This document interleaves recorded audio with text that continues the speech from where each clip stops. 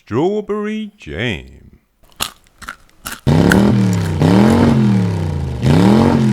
Barry Butters does.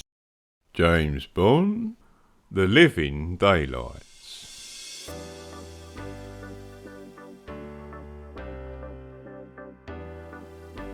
Well, we've come a long way. We've arrived at the 15th Bond film and the 4th James Bond actor. And The Living Daylights is another very significant film in the James Bond franchise. And not only because of Timothy Dalton taking over as Bond, but because this film represents a full-bodied return to the original Fleming vision of Bond. Now, this film has all the sorts of thrills and excitement that fans have come to expect over the years, but it introduces a new level of seriousness that we hadn't really seen before. And at the time of its release, this was a breath of fresh air. So am I saying that this is a perfect James Bond film? Well, no, not exactly, but it's pretty damn close.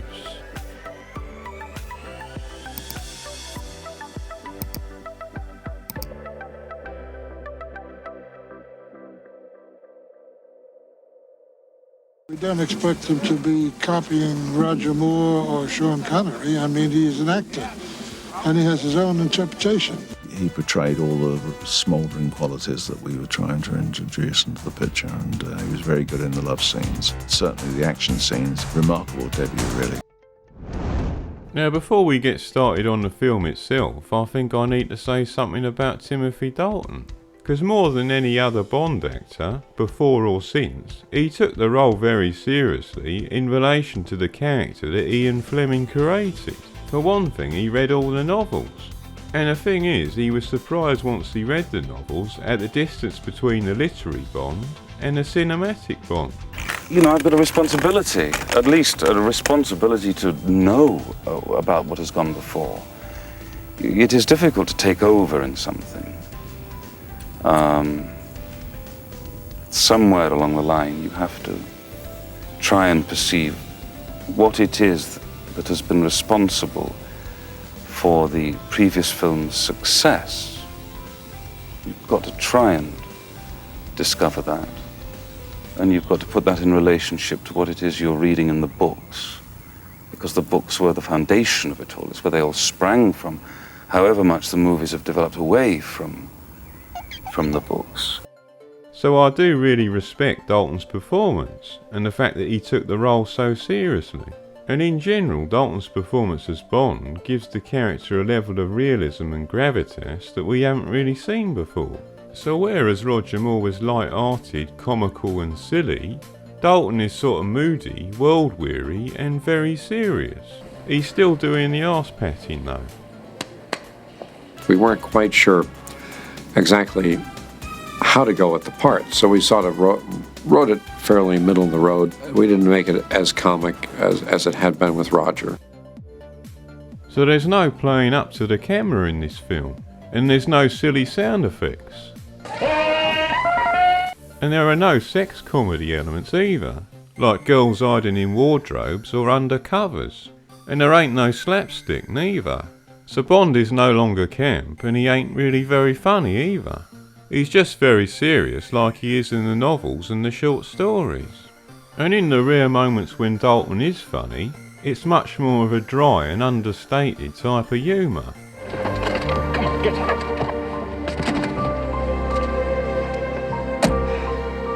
Why didn't you learn the violin? And I do feel like this is the right sort of comedy for a James Bond film. It should be more like this.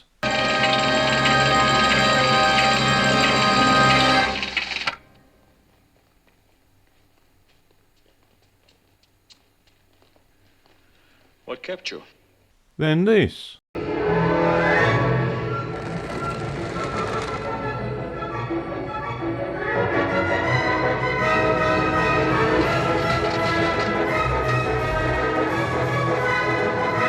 And I'd say the first two Roger Moore films did have this sort of comedy.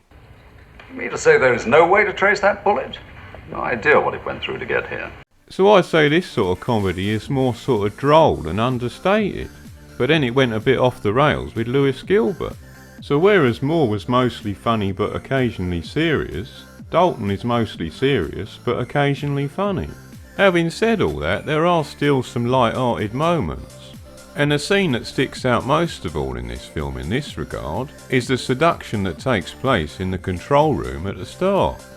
This is the only scene in the movie that feels like it belongs more in a Roger Moore Bond film than a Timothy Dalton Bond film.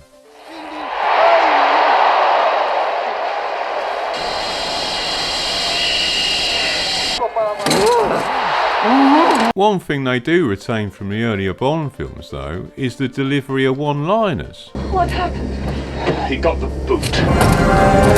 So unlike the previous Bond films, this film feels a bit more grounded in reality. And some of this also has something to do with the fact that lots of the scenes are in very ordinary places and locations. So you've got things like grubby apartment buildings, and then you've got 2 scenes in a gentleman's toilet.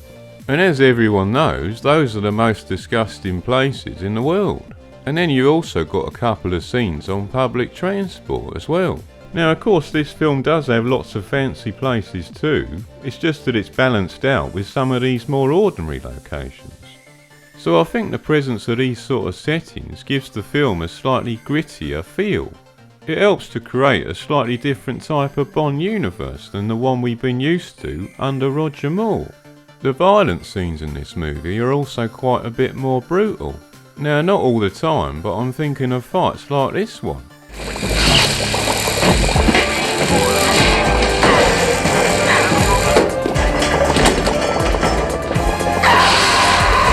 I think you can also see evidence of a more serious tone in how Bond defuses a bomb in this film. It just involves Bond pressing a button.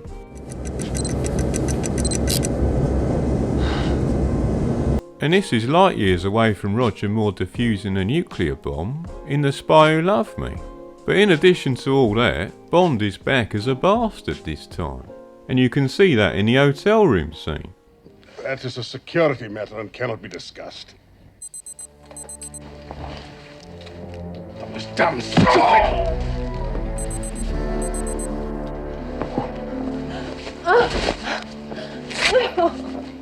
But he's also very manipulative with Cara. So he basically lies to her in the interest of completing his mission. You're a friend of his?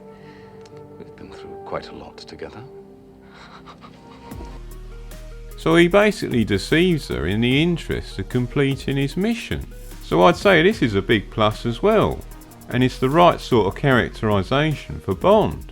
In this respect it's sort of reminiscent of Connery's Bond. Careful, my nail varnish.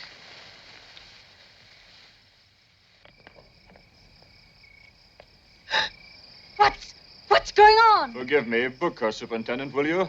And, be careful of her nail varnish. As well as the first 2 Roger Moore films. James. He'll be looking for me now. I know he'll never stop. Hamilton was killed in New Orleans, so there has to be a connection. And this is a valuable piece of merchandise we're carrying, which with any luck they'll want back. I think you can also see the bastard Bond in this scene with Q as well, where Bond jokes around and pretends he's going to do a wolf whistle which will set this explosive off. What's my code? Oh, most appropriate. A wolf whistle. You mean, He's joking around in this scene of course, but it demonstrates that Bond likes to live on the edge. So he's sort of ballsy and reckless, which again is the right sort of characterisation of Bond. Just like Roger Moore, Timothy Dalton wears a lot of suits as well, but he tends to favour dark suits, although he does wear one cream suit, and he wears a DJ in about 3 different scenes this time. But there's only one disguise this time, but it's actually the second time that Bond has dressed up as an Arab. Yeah, and have a look what Bond's up to here. Yeah, he's smoking again. Well, I never. And Dalton's Bond also uses the PPK of course, and in one scene he uses it with a silencer too. And then he also uses 2 other sorts of guns in this film as well. First of all he uses a sniper rifle, and then he uses this assault rifle later on. And despite the fact that this is a more serious and realistic Bond film, Bond actually don't hold back from using lots of different gadgets. And we see the return of the Aston Martin, but not the DB5 of course. But Bond's got lots of gadgets on this car too. First of all, it's got a laser, but it can also shoot missiles. And it's also got bulletproof glass. Then it's got this outrigger device, and it's also got spikes that come out of the tyres, which makes it ideal for travelling across ice. It's also got a rocket motor and a self-destruct. And Bond's also got a keyring gadget, and this can either release gas or it can explode. We also see some additional gadgets in Q's lab. We see this trick sofa, and then we see this ghetto blaster that can fire a rocket. Oh yeah, Bond's also got this pair of binoculars that are disguised as a pair of glasses. We also see a return to classic Bond in terms of drinking habits, because Dalton's Bond also likes martinis, and he likes them shaken, not stirred of course. Should I have said vodka martini sent up? Shaken, not stirred. Of course. So with all the suit changes and the fact that Bond smokes cigarettes again, and he also uses a PPK, as well as having lots of gadgets of course, we're firmly back in the realm of classic Bond iconography again. And this is something we'd seen a slight shift away from in some of the later Roger Moore films. And the iconography contributes to why this film feels more like a proper James Bond film. But perhaps most importantly, he's got himself a cool car again. And best of all, it's an Aston Martin. But there's something slightly different going on with the Bond girls this time. There's a sort of noticeable scaling back, because you've only really got one Bond girl in this film. Now there are some other girls, but they're much more peripheral characters, and they're not really fleshed out at all. So you've got this girl who appears in the pre-credit sequence. It's all so boring here, Margot. There's nothing but playboys and tennis pros. If only I could find a real man. And then you've got this large woman who sort of looks like a female wrestler.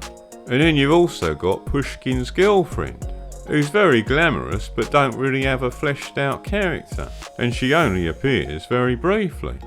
So the thing is, Bond is more of a one woman type of guy in this film. In this respect it's more similar to the novels, because in the novels Fleming tended to limit Bond to one woman per novel. But the reason why Bond don't sleep around so much this time has something to do with something called, people were thinking about becoming more monogamous. There was a whole idea of safe sex. So people commented about, is Bond going to become a one-woman man? And you've actually got two villains this time. You've got this bloke called Koskov, and then you've got Whittaker. So like Octopussy, there's a certain amount of confusion in this film over who's the main antagonist. And while Koskov's not exactly a bad villain, Whittaker is pretty terrible.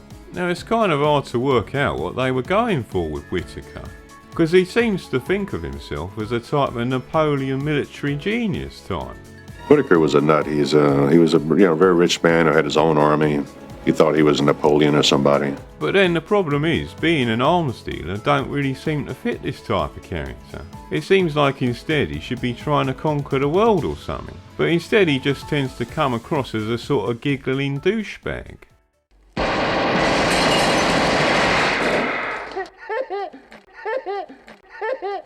So that's all rather strange.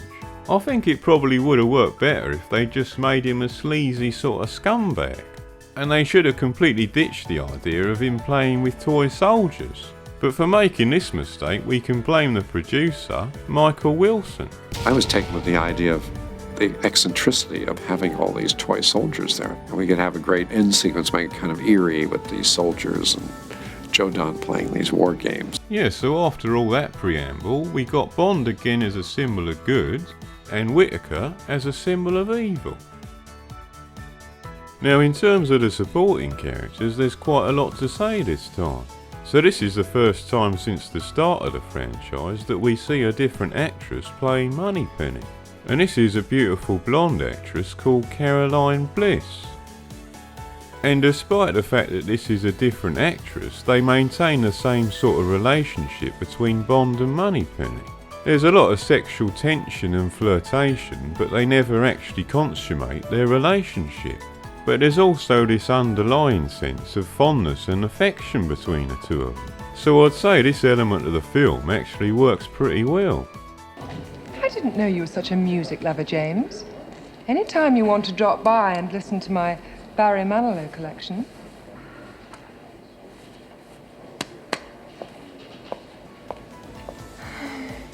There's also a second scene with Moneypenny a bit later on, where she helps Bond identify the female cellist called Cara. And old M gets a fair amount of screen time in this film. He actually appears in the pre-credit sequence this time. Your objective is to penetrate the radar installations of Gibraltar. Now the SAS have been placed on full alert to intercept you, but I know you won't let me down. Good luck, men. But he then gets 3 more scenes during the course of the film. The second scene with them in the film occurs at the Blade Estate, and this is after Koskov's defection to the West. But we then get a follow-up debriefing in M's office when Bond is told to kill Pushkin in Tangier. M also appears briefly towards the end of the film, with Gogol and Cara in Vienna, after she's finished giving her concert performance. We get a fair number of scenes with Q as well. The first time we see Q, he's in Austria.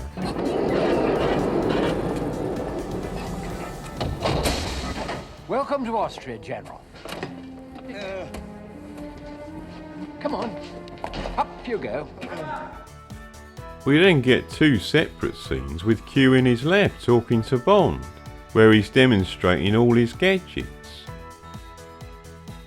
But we also get a very interesting supporting character this time, and that's the character of Saunders. So when we first encounter Saunders, he's a bit unlikable. He's a sort of inflexible official type who sort of gets in Bond's way. The operation's a success. And officially still yours. I have no intention of leaving it at that, 007. I'm reporting to M that you deliberately missed. Your orders were to kill that sniper. When Bond meets up with Saunders again, their relationship changes slightly, and Bond wants Saunders' help in getting the girl out of Austria by supplying her with the necessary paperwork. And despite Saunders' doubts, he actually comes through for Bond. And I'll need papers for it tonight. You have to get her out of the country by tomorrow. Here. Very well. I've got nothing to lose but my pension. We then get a final scene between Bond and Saunders that shows a further progression. This is where Saunders provides Bond with some important intel. Sold for $150,000 to Brad Whitaker. Whitaker? And there's finally a sort of mutual respect between the two men. Saunders. Thanks.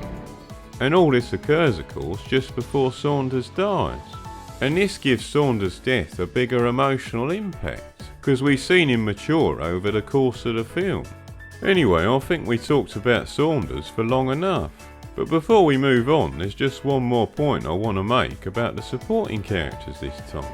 Because in this film we see the return of Felix Leiter. And this is after he's been absent from 6 films in a row. Whitaker's put together a few samples of high-tech stuff, but he's placed no big orders yet. It looks like we've been working on the same case from opposite ends. Let's talk shop. But I think the main point about this is that it fits in with the return to classic Bond that we've seen in other areas. So I think in general we can think of this film as an effort to try and return Bond to his roots. This film also includes all the classic Bond set pieces. You got fist fights, for example.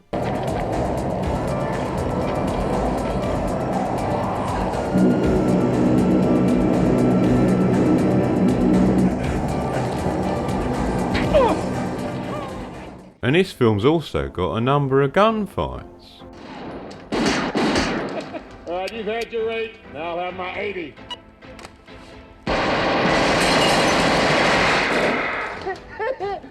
And you've also got an extremely cool car chase this time. Amazing, this modern safety glass.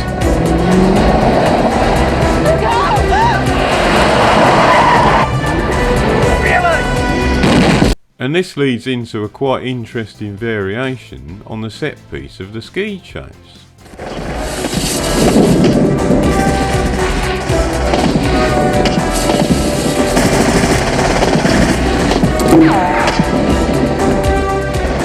Sorry!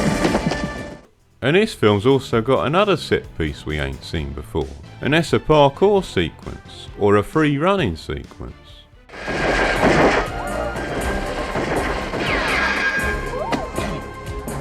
And we also get a daring escape in this film. This one's a jailbreak.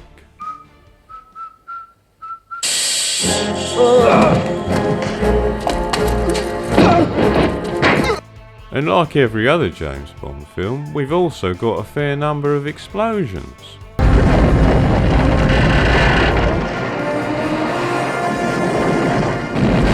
And we also get a sex scene in this film. I wonder if he's using protection this time.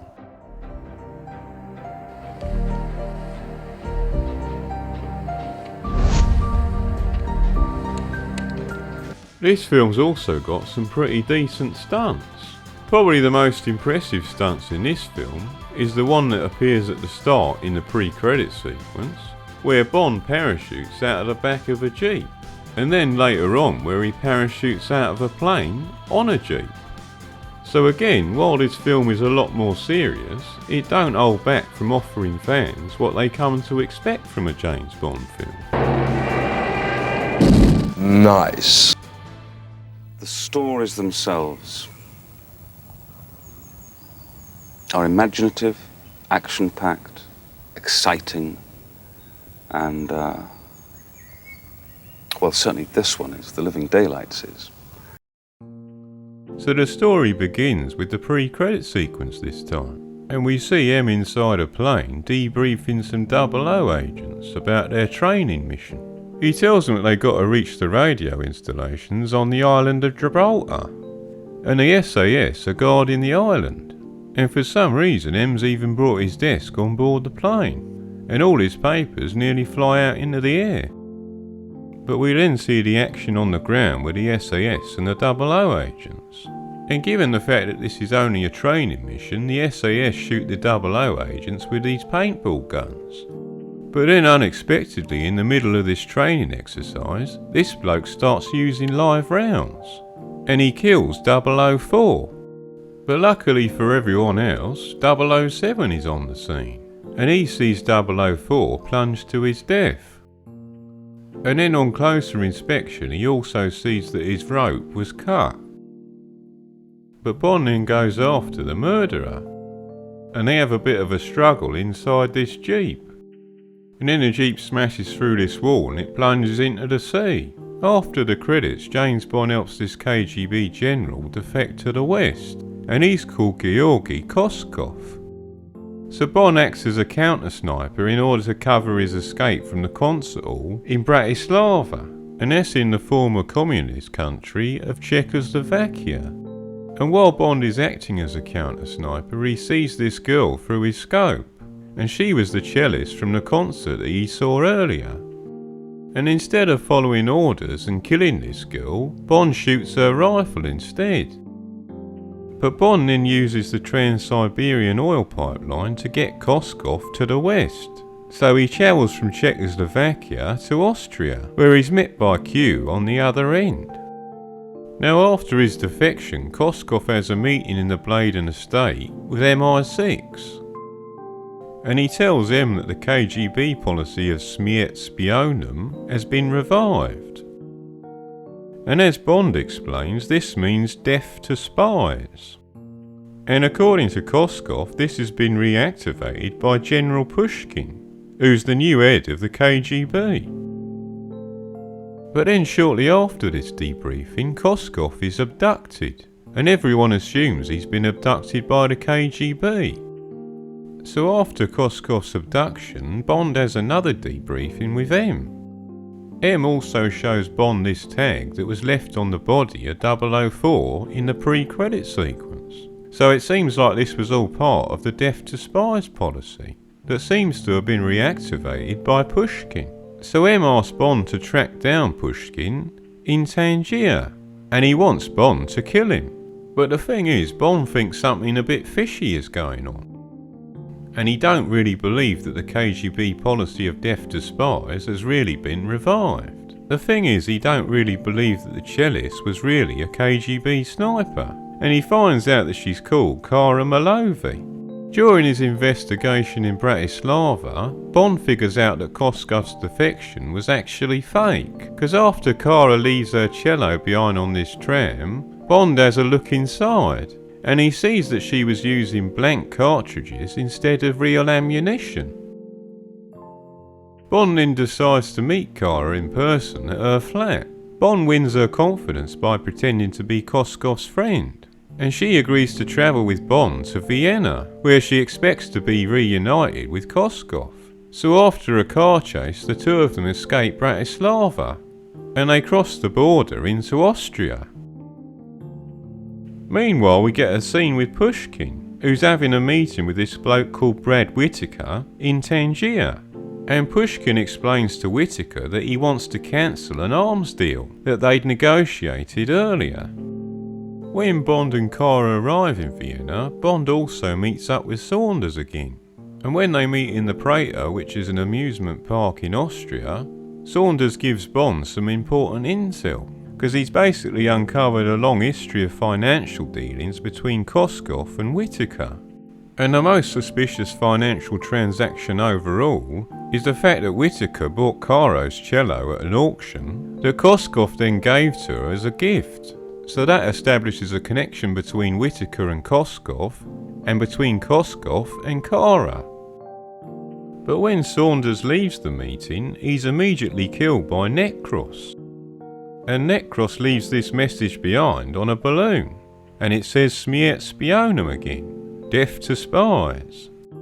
So this assassination was cooked up again by Whitaker and Koskov, in order to throw Bond off the scent.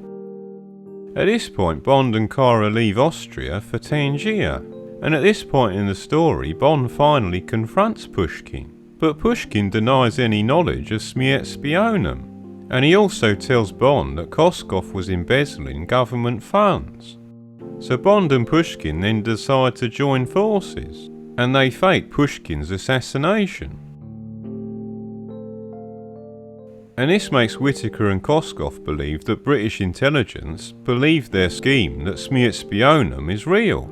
So they then decide to progress further with their devious plans. But the plot gets even more complicated at this point, because Kara contacts Koskov by telephone, and Koskov convinces Kara that Bond is actually a KGB agent.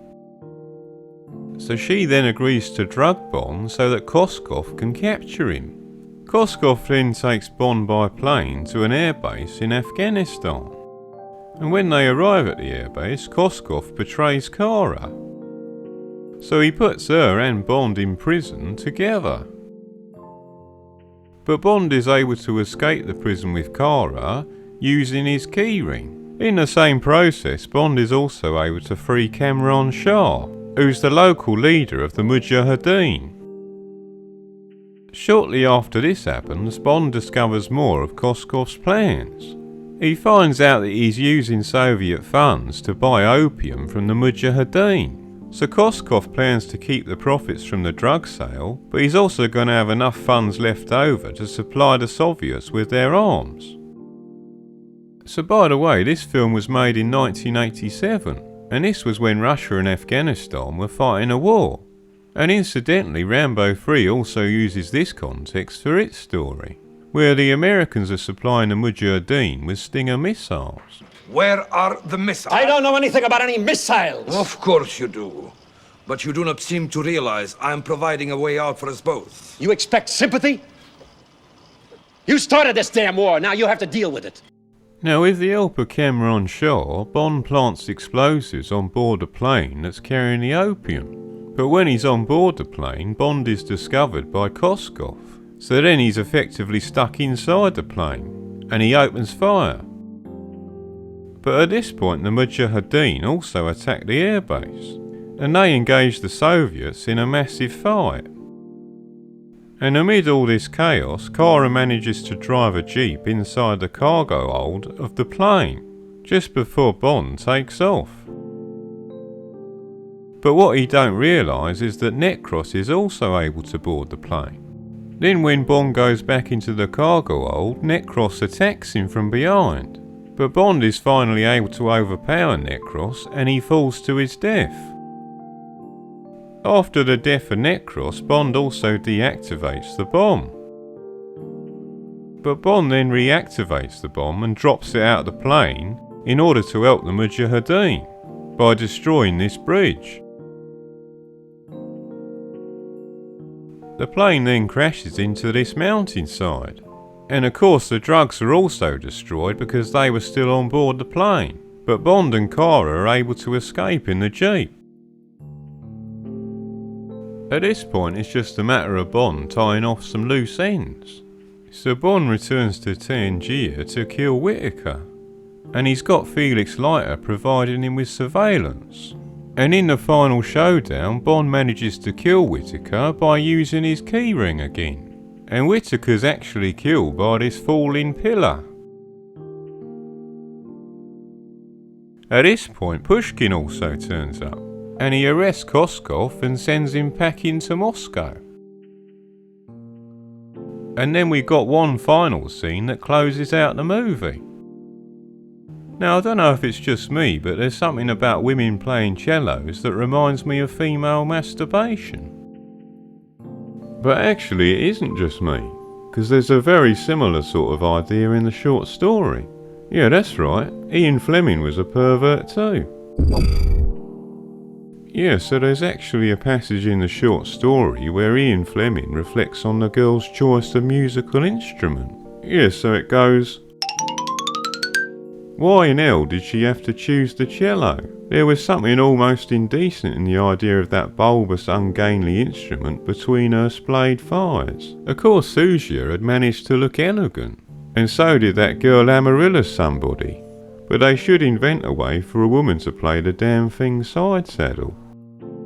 Anyway, it's a bit of a strange ending because virtually every character in the movie shows up at the concert.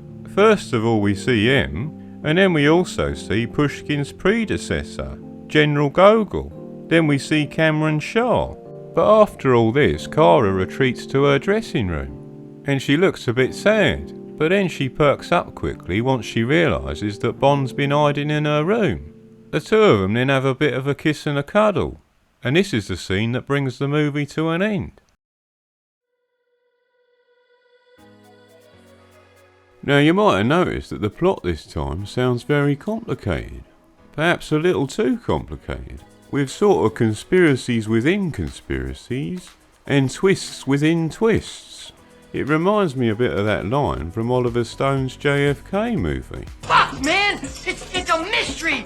It's a mystery wrapped in a riddle inside an enigma! And different people are going to vary on whether they think a film has gone too far in this regard or not. The thing is, having a complicated plot with lots of twists is actually part of the genre that the James Bond films belong to. So it's an expectation or a feature of the spy thriller genre that you have lots of plot twists. The essential idea is that you start out with a mystery that intrigues the audience, and then as the film progresses you get closer and closer to solving the mystery, as you move deeper into the conspiracy. But all the twists and turns have to seem believable, otherwise you'll lose your audience along the way. Now The Living Daylights is a very well told story, but I think you could say that it is a bit too complicated at times. There's actually a comedy sketch from Key and Peele that illustrates this problem of overplotting very well. Oh, you knew all along? Yeah. Well, I knew all along that you knew all along. Did you just get here, son? I knew you knew I knew all along, all along, all along. Well, it looks like we've got a real Mexican standoff here, boys. Whoa! All this talk of double cross is making me hungry. For a slice of blueberry pie. So films in the spy thriller genre have got to be complicated enough that they feel satisfying, but not so complicated that it starts to feel a bit ridiculous. So I think you can either make the mistake of overplotting or underplotting, but there's also a kind of sweet spot where you get the level of complexity just right. Thank you.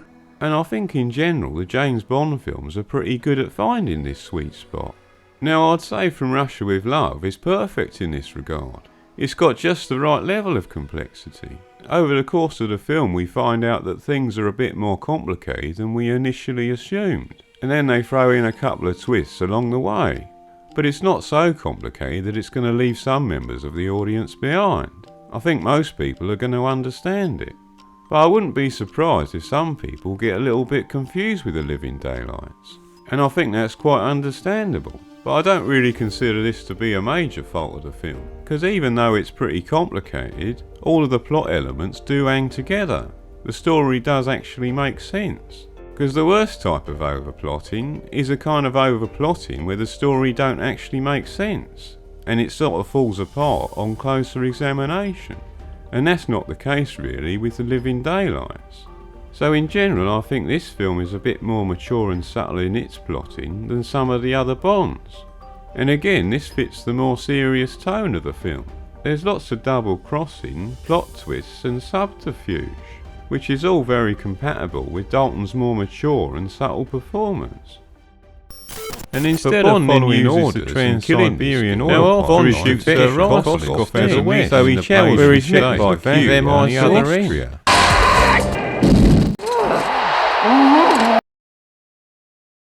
I'd never dare, I would never would want to compare myself to any of the other Bond leading ladies, because I think every leading ladies you've had in the Bond movies have all had their own qualities. And I'm for sure, I don't have any of the qualities that each one you've chosen, and I'm not playing somebody who's sophisticated or so on, because I don't think I would have been chosen otherwise. You know, I'm a very natural girl, and I think that's why I've got a natural character, very sort of genuine character, and I think I've been chosen for that reason. Now I've already said how I consider Dalton's performance of Bond to be one of the highlights of the movie. But the other major positive of this film is the Bond girl. I'd even go so far as to say that this is the best Bond girl we've had since From Russia with Love. The thing is, Cara is a fully rounded character. She's filled with mixed loyalties and internal struggles, and she also goes through a period of growth in the film, so she's got a character arc. Because she's sort of naive at first, and she's very shocked when she enters the world of espionage. But then over the course of the film she matures. And then in the end she comes up trumps, and she's not afraid to muck in and get her hands dirty. Towards the end she's even galloping around on horseback and punching people. So to expand slightly on this point, we see Cara go on an emotional journey over the course of the film. At the start you see she's in love with Georgy Koskov, but then she gradually warms to Bond after he introduces himself as Koskov's friend. And Bond sort of romances her and they get to know each other.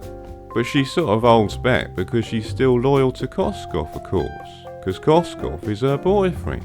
But then she's actually taken in by Koskov again, and he manages to turn her against Bond. But then she gradually learns the truth of Koskov, and she wises up over the course of the movie.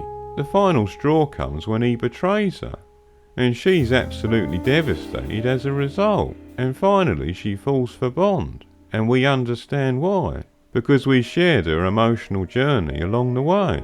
Bond is the handsome stranger who she can trust. He turns out to be the hero of her dreams. So she goes through a complex emotional process of loss and betrayal, and then finding love again. But at the same time she also matures as a human being. She starts out as naive and then becomes more worldly by the end. She's also the right sort of girl for Bond. She's smart and sophisticated, but she's also quite fun and down to earth at the same time, which makes her a good match for Bond. She's the kind of girl that you can imagine that Bond would fall in love with. But most importantly of all, there's a good amount of chemistry between the two leads this time, so the romance feels very believable. And again, this is something that reminds me a bit of From Russia with Love. So I think the Bond girl is one of the Living Daylights' major strengths. Now this Bond girl is in the short story as well, but she's only a character that Bond sees from afar, through the scope of his sniper rifle. So in the short story, Bond actually falls in love with a girl just by looking at her. So it's a case of love at first sight. Yes, so have a look at this. The girl was taller than the others, and her long straight fair hair falling to her shoulders shone like molten gold under the arcs of the intersection. She was hurrying along in a charming, excited way, carrying the cello case as if it were no heavier than a violin. Everything was flying. The skirt of her coat, her feet, her hair. She was vivid with movement and life, and it seemed with gaiety and happiness, as she chatted to the two girls who flanked her and laughed back at what she was saying.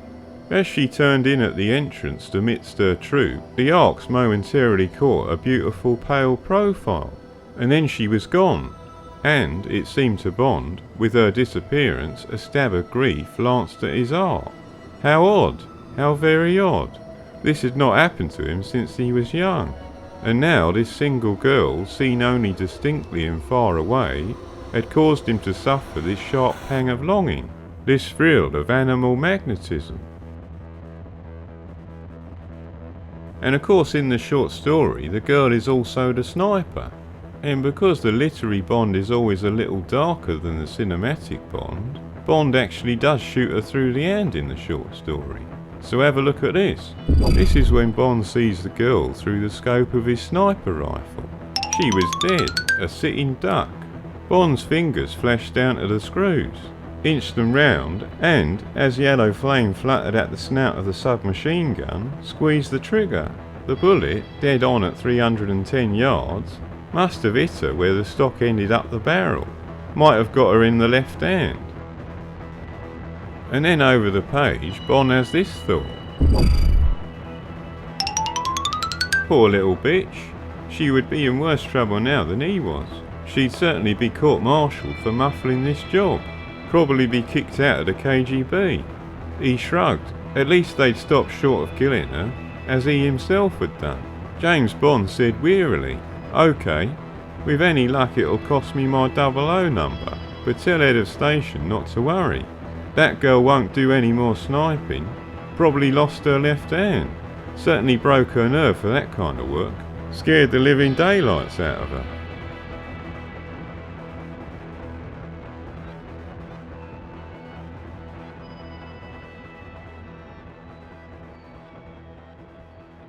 The short story is basically the beginning of the film. Whoever she was must have scared the living daylights out of her.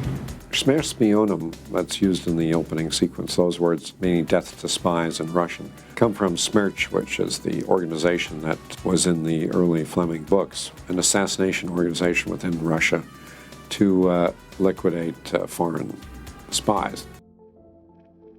Yeah, so like Michael Wilson was saying, the material from the short story, The Living Daylights, only really concerns the first section of the film. And other than that, the film contains mostly original material. The short story actually begins with Bond at a firing range, where he's practicing with his sniper rifle. Yeah, so it goes...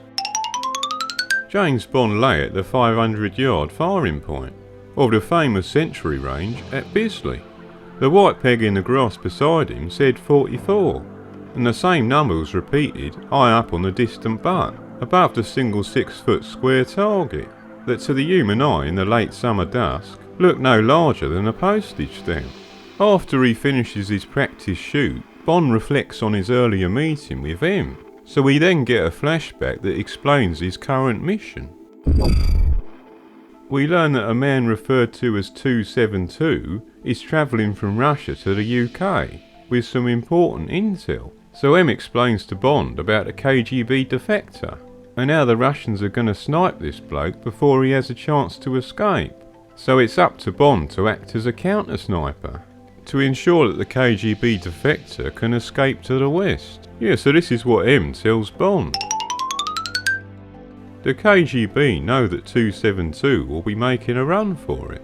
They know when, they know where, they know just as much as we do and no more. Now the code we cracked was a 1 day only setting on their machines, but we got the whole of that day's traffic and that was good enough. They planned to shoot him on the run, at this street crossing between East and West Berlin. And over the page, James Bond says this to M. "Where do I come in, sir?" And then in the next paragraph, M says, "Where do you come in, 007? M looked coldly across the desk. "You know where you come in. You've got to kill the sniper." When Bond arrives in Berlin, he meets Captain Paul Sender, and he's the number 2 of the Secret Service, WB, and he's there to assist Bond. So Bond then makes use of this shabby 4th floor apartment, which serves as a sort of sniper's nest. And when Bond settles into his sniper's nest, he figures out that he's close to a women's orchestra, because he can hear them playing in the background. And just like the film, it's the female cellist who turns out to be the sniper. But in the short story, of course, she actually is a KGB sniper. And the defection is also real in the short story. So those are 2 quite substantial differences. When Bond arrives in Berlin, he also takes some sleeping pills because he's unable to sleep, because he's very worried about the looming assassination and the narrow window of opportunity that he's going to have. Yeah, so look at this. He selected the Tuinal, chased down 2 of the ruby and blue depth charges with a glass of water and went back to bed. Then poleaxed, he slept. And then when Bond wakes up the next day, he finds a note from Captain Sender, who explains that the sniper rifle will arrive the next day. And it goes, "Bond lit the gas cooker, burnt the message with a sneer at his profession." Yeah, so in the short story, Bond is always sort of disgruntled, and he's always in a bad mood. He sort of resents the mission and the fact that he's stuck with Captain Sender, so the tension really sort of gets to him, which I think they do a very good job of representing in the film as well. There are also some occasions in the short story where Bond is rather careless about losing his 00 licence, so he's sort of very disgruntled and morose about his work.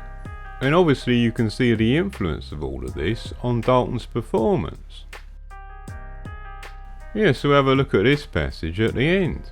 And this is when Bond is responding to Saunders' complaints that he fluffed the shot on purpose. James Bond said wearily, "With any luck it'll cost me my 00 number." The film also uses actual words from the short story on a couple of occasions too. It'll take him about 10 seconds to reach us. Plenty of time for a sniper to make strawberry jam of him. And the title itself, of course. Whoever she was must have scared the living daylights out of her. I think you can also see a slight influence of From Russia with Love as well. And what I mean by this is how similar the character of Necros is to Donald Red Grant. He's a very similar type. He's blonde, muscular, athletic and cruel. But I think I should also expand at this point on why Dalton's performance is closer to the Fleming vision. And I don't just mean in terms of the short story, but more generally, because Dalton manages to successfully portray the idea of Bond as a sort of reluctant hero. He's sort of disgruntled and in a bad mood and very tense all the time. He don't take any sort of pleasure in his work at all. So Dalton manages to create this sense of a man living under a burden. It conveys the sense that his job takes a big emotional and psychological toll. In this way it's more realistic and psychologically believable, because Bond carries the weight of his responsibilities, and this is conveyed non-verbally in Dalton's body language, as well as his facial expressions. He also shows that once the mission starts, Bond is deadly serious and very no-nonsense, which is exactly the way Bond is in the novels and the short stories. Turn off the lights. Dalton also creates a sense of tension too, by showing how burdened he is by his mission and by his responsibilities.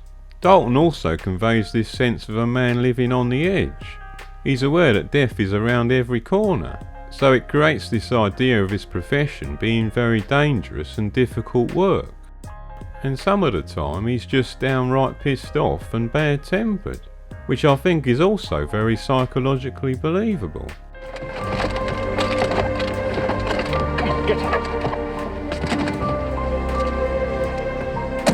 Because no matter how tough you are, I think anyone would be feeling the pressure at this point. So I think the main point to take away from all this is that Dalton conveys a level of complexity and realism in his characterisation of Bond that we haven't really seen before, which is a very accurate portrayal of the Fleming vision of Bond. So The Living Daylights is a film where the literary Bond and the cinematic Bond come together at last.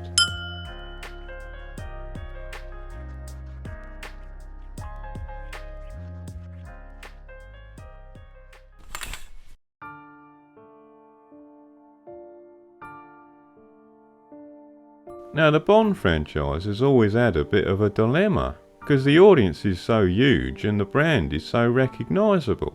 So do they make films for the whole family or for adults?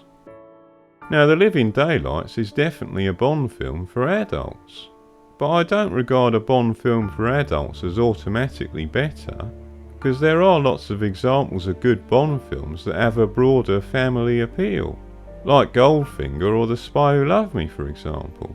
But this film goes much more in the direction of a mature adult audience.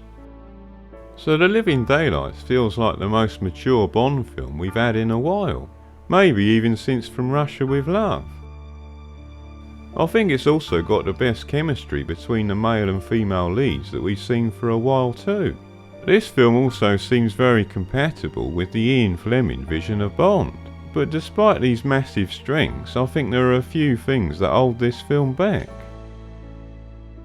Now I think Whittaker is the main weakness by far, and I think you could say that it's also slightly overplotted, but I don't really consider that to be a major issue, because it sort of matches the more serious tone.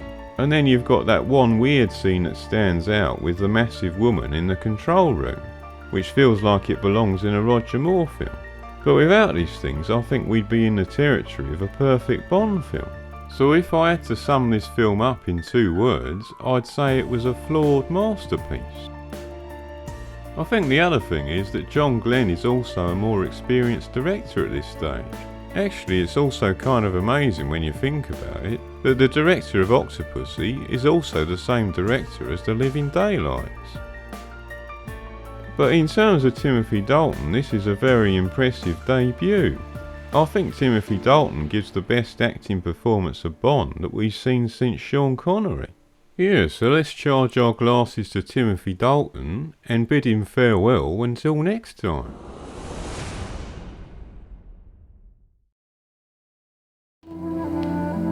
It was exquisite.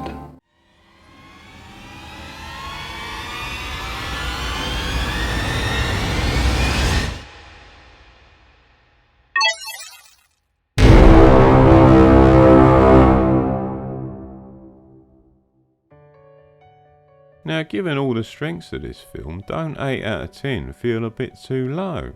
Well, perhaps it does. It depends on how bad you think this film's faults are. And to recap, I think there are 3 of them. This is the slightly inconsistent tone, which is only really one scene in the film. And I think you could say that the film is slightly overplotted in places. And lastly, I think the character of Brad Whittaker is a weakness.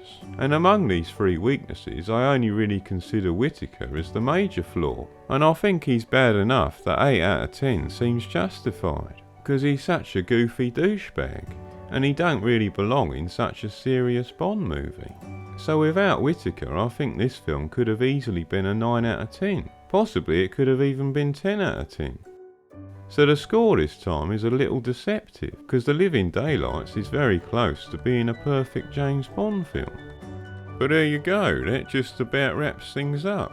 So that's 15 down and 10 to go. This is Barry Butters signing out, and enjoy the rest of your day.